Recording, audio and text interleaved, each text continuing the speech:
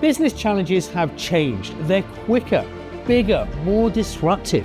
So is that worrying or exciting? How do today's successful leaders think? We're on a mission to find out. Life is one long lesson. This is how they plan projects, think, structure, solve and succeed. We try lots of different things. Not everyone works. Inspiring you to look at things from a different perspective, to see the bigger picture, to change the game. I think you need all of those. I don't think technology disruption's a new thing. I think it often gets labelled as being something that's novel, but all through human history, change has been the one constant.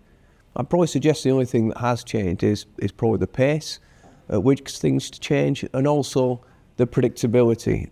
So I think it's not necessarily technology that's the issue, it's more people's, I suppose, attitude towards embracing that change that's more important than the technology itself. First part in technology is to be curious. The reality is you've got to understand what the technology is capable of doing. What's its principles, how does it operate, what is its value proposition. So it's about remaining outward looking, open-minded in terms of what technology can do. We've just started playing with a certain technology at the moment, which, if I'm honest, it felt like a solution looking for a problem to solve. Yet we remained, I suppose, open-minded as to what the principles of it are. And we're currently now in a situation where, to be fair to the IT team, they've found an application. And it does feel like it's very much a square peg for a square hole. So I think it's not closing the mind down just because initially, on first view, the technology doesn't seem to have a use case. We try lots of different things. Not everyone works.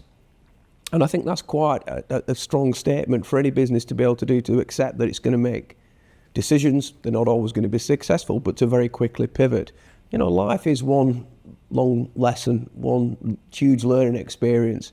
The key thing is to never forget that and never stop learning. Always remain open-minded and accept that no one ever knows everything.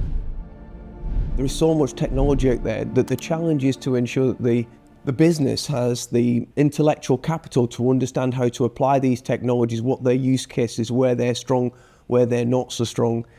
Many people think that technology and for example, IT is the answer to all the world's ills. The reality is there is technology that will fit. It's understanding how that can fit a particular business need or a particular business case. That's the key thing.